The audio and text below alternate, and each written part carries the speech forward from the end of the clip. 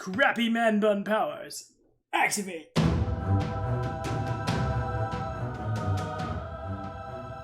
What's going on, guys? My name is Tommy. Welcome back to the channel. It's time for me to eat crow again in min-maxing for fun and profit.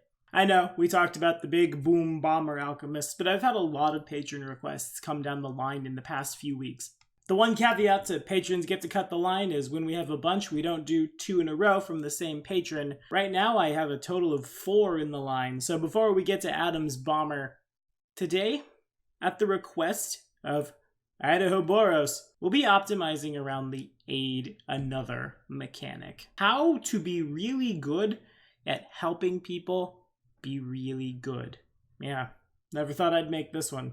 But nevertheless, here we are. If you're liking what you're seeing, like, subscribe, ding the bell. Today, this episode of Min-Maxing for Fun and Profit was brought to you in part by the man who requested it, more specifically, his art production company, Wiffle Possum Productions. Thanks for all your support, man. You're a good dude. And hey, all y'all out there in internet land, check this man out on social media for all of your character art needs. Now let's hit it. Okay, so yeah, I've got to eat crow on this one. There's just no other way to say it. I think I've grown from this person. I don't think I'm this person anymore. But in the past, I will freely admit, and even in like the recent past, as in 6 months ago, I've had a lot of toxic gaming habits revolving around character optimization. I'm gonna like level with everybody who's sitting here listening to me right now. If you don't want to hear me real talk, skip ahead like 5 minutes, you'll get to the sweet video. But I freely admit that I come to the tabletop role-playing game hobby from a very unique perspective. Am I Matt Mercer? No, I am not. I do not believe I ever will be. But I do make a sizable portion of my income from TTRPGs. This has given me a very unique perspective. And don't get me wrong, I love that. I think it's really cool. And like I've always said, I'm going to say it one more time, whether you put $1 in the jar or triple digits in the jar, whether you're active on the Discord or showed up with your buck and then muted us, one and the same, I'm really honored. But when I joined an in-person group, I realized how much that had changed my perception of the game. I am the guy who makes min-maxing for fun and profit. I am the guy who brings you your Pathfinder 1st and 2nd edition content. And I know there's a lot of other gamers just like me who think that the knowledge of the sport makes you the best at it, and when other people are playing in a subpar manner, well, what's our first reaction? Anything from, hey man, don't use an orc double axe, use a falchion. It's a similar proficiency for your race, but it is just on balance better.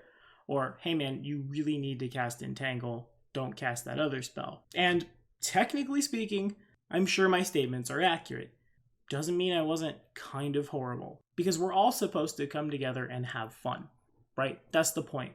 Life sucks, jobs suck, relationships can suck, ha-cha-cha-cha-cha. If we can set that down for 3 hours and pretend we're 6 foot something big old buff dudes with swords, so much the better, right? Yeah, I agree. I doubly agree for the people who are new to the hobby and do not know what optimization looks like or don't even really want to. Maybe you just want to play a character from an anime. Maybe all your friends are doing it and you don't want to be left out. That playstyle is just as valid. And I've learned that it's on us not to like beat our chests at someone till they cast the tier 1 spells. Rather, it's on us to help them improve, make them shine, make them have fun, and rant. That's what this build is all about. Alrighty, for our race, we're choosing me, a halfling, because it's all about aid another. Halflings have access to this trait. Yeah, helpful halfling. Whenever I successfully perform the aid another action, I get a +4 instead of a +2 handed out to all of my friends. God, I hate this character already. Let's break down what aid another is real quick. In melee combat, you can help a friend attack or defend by distracting or interfering with an opponent. If you're in a position to make a melee attack on an opponent that is engaging a friend in melee, so you both threaten the thing and it threatens your friend, you can attempt to aid your friend as a standard action. You make an attack roll against an AC of 10. If you succeed, your friend gets a +2 on their next attack roll, or +2 to AC against their opponent's next attack, your call, as long as the attack comes before the beginning of your next turn. You can also use the standard action to help a friend in other ways, helping in skills, helping in saves, so on and so forth. But the kicker for our build is that multiple characters can aid the same friend and similar bonuses stack. Very few things in 3.5 and Pathfinder do. The fact that this does is huge for us, and you'll see why in a minute. Now, your second trait, entirely your call. We're an intelligence-based class. Prioritize your intelligence. Of course, you want to pad your saves. Of course, you want to pad your HP. Just in a perfect world, we're probably never being attacked or targeted with save or suck spells, and we aren't ever attacking the AC of the bad guy. Nah, we're attacking an AC of 10. That's ludicrously easy to put together. Lucia and I went back and forth on this one. Tommy, why don't you have weapon finesse? Are you going to be strength-based this time? No. It doesn't matter what physical attribute we're attacking with. We just need to hit a 10. You aren't making an attack. There'll come a point in this build very early on where we cannot fail to do this. That's how dumb it is. Now, as for our class today, we'll be playing an Investigator. A class that I have the distinct honor of both GMing for and playing with right now, here at the house and at Rise of the Rune Lords respectively. It's a great class. Much like one of its parents, the Alchemist, it's a class that can do almost anything. A jack of all trades and a master of most. There are some talents that make aid another even better, which is great for us, but that's just one thing. In addition to that, the 6+ int worth of skills means we can invest in a lot of skills up to and including not class skills for us. Because remember, we're not trying to roll a 40, we're trying to roll a 10. That's it, that's all. Of course, yeah, sure, probably will come a time in this character's career the character will do something on their own. Sure, but we are more focused with making sure everybody else shines. This build will take all 20 of its levels as an investigator. I know, right? Super boring. However, we're not just a regular investigator. We need a friend, so we'll be a bonded investigator, which gets a familiar at 2nd level, at 7th level, an improved familiar, which actually kind of sucks because improved familiars cannot have archetypes, so a lot of things fall off for us, but it's still really good. But on top of that, at 4th level, our familiar becomes a cunning assistant who can access our inspiration pool to augment its own actions. Our familiar can use our inspiration ability, gaining the increased benefits of the investigator talents that affect these dice. It can't add them to attacking, but hey, what's a d6 to stuff between friends, right? Of course. Now, our alignment's pretty important this time. We're gonna be chaotic good. We also need to worship Desna. Tell you why in a sec. There's going to be a lot of moving pieces in this one. Oh, hey, by the way, did I mention that? Patronage at any tier gets you access to a Google Sheet so you can tear this build apart and say I'm dumb. That's what we all want, right? Of course. For our build, we definitely wanted a familiar that would have hands, because familiars are pretty small and they need to have some kind of ability to reach in. Also happens to be on flavor too. My friend, the Liminal Sprite. Not only can it cast invisibility 3 times a day, prestidigitation at will, my good friend from the first world thrice a day when it successfully aids another creature's charisma-based skill check. Our diplomacy is +8, and our charisma mod is 2, so stands to reason we can probably get there on the stuff we don't have as skills. Our friend gets a +2d4 bonus on the check instead of +2. Do we see how that's really good? The average of that is 5. It's an enormous boost. I firmly believe that character optimization means optimization when you're not on initiative, optimization when you're just talking. If a bunch of guys with low charisma and big physical ability scores and shocking grasp and wild shape and stuff all show up, it's really hard to get anything done. Trust me, I know. That's one of the games I'm in right now. A +5 on something, or gods forbid, a +8 on something, that can tip the tide really easily, and we're gonna have a lot of friends to help. Now, first things first, let's look at our feats. Alright, go away, you happy little nerd. At 1st level combat reflexes, it's a staple prereq for us. We will be expending lots of attacks of opportunity in this build. Y'all know what's up, right? Additional attacks of opportunity equal to your dex mod for a total of dex +1. Yeah, cool. Glad we're all on the same page there. Bodyguard is next at level 3. Bodyguard is a feat that I've been using a lot in Rise of the Runelords with my animal companion. It gets a lot of mileage, it's real good. When an adjacent ally is attacked, you may use an attack of opportunity to attempt the aid another action to improve your ally's AC. That's easy! I stand next to my friend, and when someone tries to punch him, I say and they get a +2 to AC. That's basically how my brawler has survived Rise of the Runelords. And remember, if I do it, it's a +4. That's a huge buff. That's almost a flat new ring of protection at level 3. Wah! At feat level 5th, Nature Soul. That's a pointless tax. Don't worry about it right now until Animal Ally.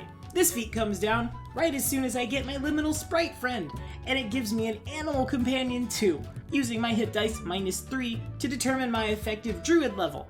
We'll take Boon Companion next because we want the full hit dice, but really, you could probably drop Boon Companion if you really wanted to, because remember, we're only trying to hit a 10. I'll talk more about the liminal sprite's weapon in a second. Suffice to say, there is no effortless lace, there's no dex to damage, because we just need to hit a 10. Now, strictly speaking, rules as written, we didn't need to be chaotic good for this, but we really want to make good friends with a god who can hand out the luck domain. So my friend is gonna be an Auspice. At first level, the Auspice can cast Guidance as a spell-like ability at will as a full round action. That's a +1 on stuff, which adds up even more on all the stuff we're doing. It's real good. At 3rd level, the Auspice can access a spark of its associated deity's favor. Choose one of the deity's domains that grants at 1st level domain power usable a number of times per day equal to 3 plus wisdom. The Auspice can use that power once per day, so that's advantage for a round. Thanks, luck domain. And now you guys see where the build is. The Auspice can aid another, the Familiar can aid another, you're aiding another. These are all stacking together on one guy for value, or you can pass them out 3 ways across the party. We might be a little pokey at 20 feet, but a liminal sprite has a fly speed of 60 with good maneuverability. And for my animal friend, I recommend to you the Falcon, who's got a fly speed of 90 with good maneuverability. That's really fast.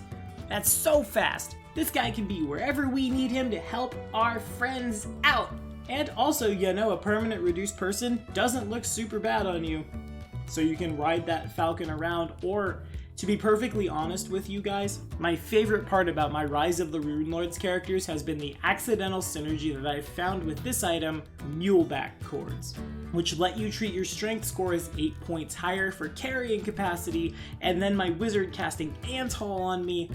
Yeah, Skoros doesn't move anymore. The Falcon just moves him. I'm not riding him, I just hold my hand up and off we go on a mission to conquer all of Rise of the Runelords, which is great if you need to get like the fighter in full play out of combat really fast. Super not hard to optimize for.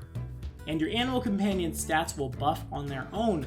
It's mindless. So our animal companion will need to take 2 feats, one of which is Lunge, which allows it to increase the reach of its melee attacks by 5 feet until the end of its next turn by taking a -2 to its AC. Unfortunately, a Falcon lacks reach, but since we're all trying to not be right on top of the bad guys or be able to stab past our friends, it's just crucial.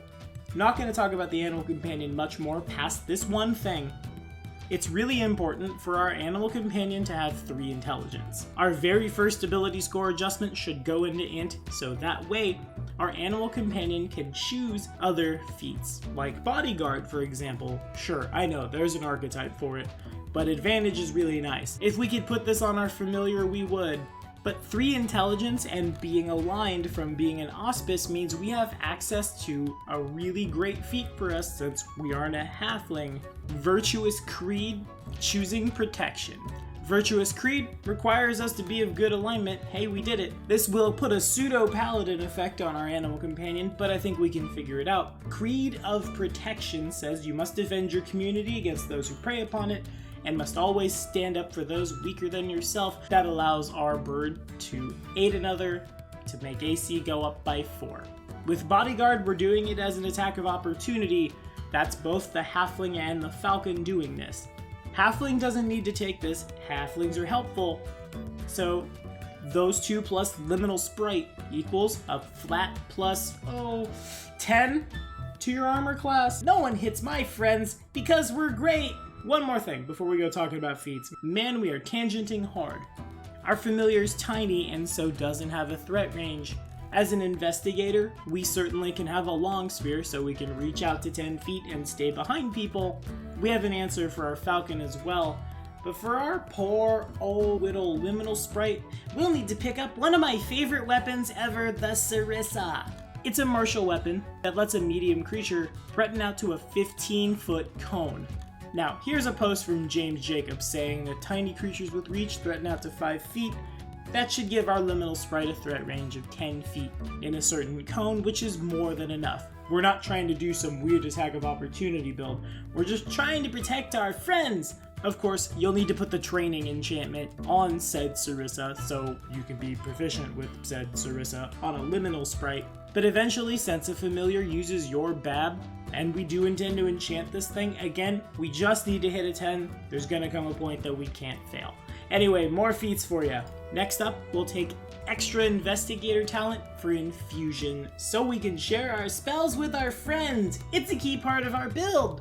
Our next feat is kind of a scary one, but remember kids, hit points, objectively speaking, they are a resource. In the same way spell slots are, in the same way that a pool is, HP is just another number, so we'll be taking in harm's way. When we are using the aid another action to improve an adjacent ally's AC, we can intercept a successful attack against that ally as an immediate action, taking full damage from that attack and any associated effects such as bleed or poison or such. Stands to reason, for a couple reasons that we'll talk about later, most likely we're probably not getting attacked a lot with this character, so taking a hit once or twice for your friend is probably totally fine. And you're an investigator, you have healing spells in-house. Just like, don't show up with 7 con, I guess. Sometimes you're gonna be a little far away. Sometimes it's like that. Next up, combat advice. Says as a move action, you can offer useful advice to an ally engaged in combat at just the right moment. Designated enemy, your ally gains a +2 competence bonus on her next attack roll against that enemy. Hey wait, that's not an aid another. Close enough though, right? For your ally to benefit, you must be able to clearly see your ally and the enemy. Your ally has to be able to hear you. It just stacks real good. Our last 2 feats, kinda sort of feats I didn't necessarily want to take. They're a little off flavor. Sometimes I get a little bloodthirsty, so I take Vital Strike and Improved Vital Strike. Because sometimes I'll probably need to attack. I want to make sure I can help my friends. Blah. Anyway, Investigators gets talents. Let's talk about some. I don't know why I went full half Toki on that one. I'm a little sleepy. First and foremost, Effortless Aid. It's just so critical to the build, it's what the build is. That allows me to use Aid Another as a move action instead of a standard action or a swift action by using a point of inspiration, yeah! In theory, when everything's all put out, that could be combat advice as a move action, inspiration, buff your armor class, standard action, Aid Another, buff your to hit, landing on all 3. Spending your whole turn to send people stuff into the clouds. Man, if there's a bard in this party, you look real good. It's terrifying. We'll take a rogue talent next, specifically Got Your Back. Once per round, as an immediate action, you may expend an attack of opportunity to attempt an Aid Another to improve an ally's attack. You and your ally must both be flanking the same opponent. This counts as an attack of opportunity. Combat Inspiration is next. When we use Inspiration on an attack roll or save, we expend 1 use instead of 2. Again, we're probably attacking at some point. Never hurt. This build basically has everything it needs already somewhere else. Anywho. Inspirational Expertise is next. When an investigator succeeds at a knowledge check to identify a monster's special powers or vulnerabilities, I can expend 1 use of inspiration as a swift action to grant all my friends within 30 feet that can hear me a +4 insight bonus on attack rolls against that monster or type of monster for a round.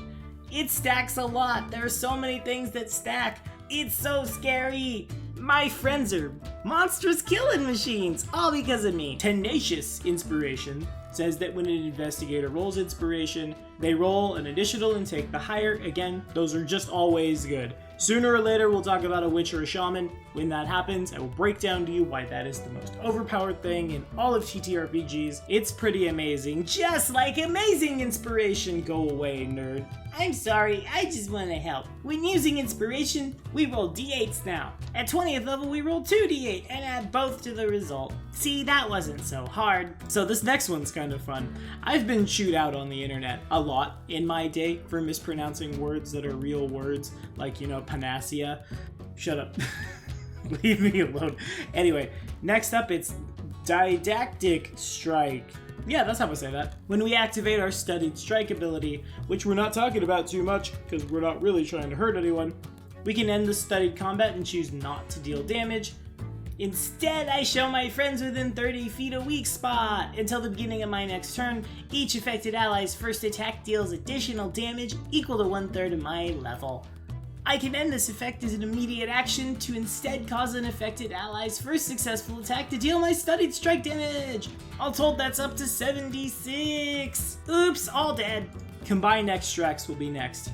And that brings us to the next part of our build. Before we talk about some gear real quick, obligatory Big 6 video here, though it's not really as useful for us, you'll see why. We will be spending almost all of our combats under greater invisibility. Invisibility's nice, but we are technically attacking. So we'd come out of invisibility to aid another, not with greater invisibility, we're just invisible floating buffs. Whee! Now, we have 2 magic items and 2 enchantments. We'll want to spread these as far out across the board as we are capable of doing, because we're basically just doing the same thing 3 times over. The halfling will always come out better, but that's fine. PCs probably come out better than their falcon companions anyway. First item, the True Love Locket. These gold heart-shaped pendants, which open to reveal small hollows inside, always come in pairs and must be on the same plane of existence to function. When 2 people with a strong emotional bond, such as good friends, family members, or lovers, and hey, if your definition of love happens to look a little different, or maybe you got some Fellowship of the Ring stuff going on, work with your GM, expand this out a little bit. Each wear one of the lockets, containing a keepsake from the other person, like pictures or things. After 24 hours of wearing them in such a way, each wearer knows the condition of the other as a constant status spell, and in addition, when either wearer uses the aid another action to assist the wearer of the linked locket, the bonus gained is increased by +1. Lastly, once per day, each wearer may use one of the known skills of the wearer of the linked locket as bar skill. Basically, we're just there for the +1. Next up, it's the Ring of Tactical Precision.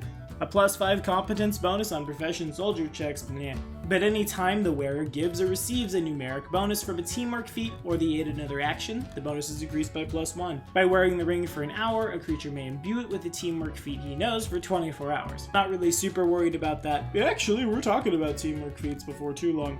And now we got 2 enchantments. They are of the same name. We'll Amulet of Mighty Fist them on our bird, enchant our teeny tiny toothpick Sarissa, / whatever armor you want to jam on that poor little thing. They are far from what their name implies, the Benevolent enchantment. Putting this on armor says that when the wearer of a suit of benevolent armor uses the aid another action to give an ally a bonus to AC, the benevolent armor's enhancement bonus is likewise added. Same is true for weapons, except for attacking. See how dumb this is? This is dumb. This is the dumbest. I guess real quick before we look at the numbers, honorable shout out, really wanted to make the video be all about this, like a Pack Lord Druid who just has too many 1-hit dice animal companions and buffs them out so they always hit a 10. That number is eventually just arbitrarily high and disgusting. Math, here we go. So Helpful Halfling is a +4. Might as well be a +6 from our ring and our locket. Say we're attacking. 6 + 5 is 11 from our benevolent weapon, with a move action that could go to +13, then jam on 14 more. So that's a casual +28. Not bad. Not bad at all. Actually, it's kind of scary. Comes out the same, actually, to the armor class, because we can't use combat advice. I guess I'm also assuming the Auspice can't use combat advice. And work with your GM. Unless the player happened to just roll really bad, you're probably fine. You probably hit whatever it is you're going for. In the optimized party, this is a wonderful switch hitter. Follow this card right up here if you want to know what that is. As well as a wonderful 6th man. Somebody need to be real good right now. There you go. There it is. A bonus to hit that stacks with everybody's bonus to hit means that the unoptimized characters are swinging like optimized characters, and our optimized characters are swinging like tanks. Also, you'll probably keep people alive this way. Again, I would not have survived Rise of the Rune Lords. Just no way without a Falcon Companion keeping some of the pressure off me. And you know, this build doesn't even talk about the Investigator spell list that likewise has saved my bacon a lot. Even if they get through that gigantic AC buff you can hand out a potion of displacement. Seems good to me, right? Yeah, exactly. Anyway, that's all the time we have for tonight. What do you guys have to think about all this? Have we aided another? How much would you pay someone to play this character to help you in all your times? What's the going rate of Mountain Dew at your LGS? I'm diabetic. I can't really, you'll kill me. I can't do it. But I'm sure there's somebody out there who will play this for soda and tell me about how it goes in the comments. It's super scary, right? Anyway, thank you all for watching. It's that Bomber Alchemist next week. See you then.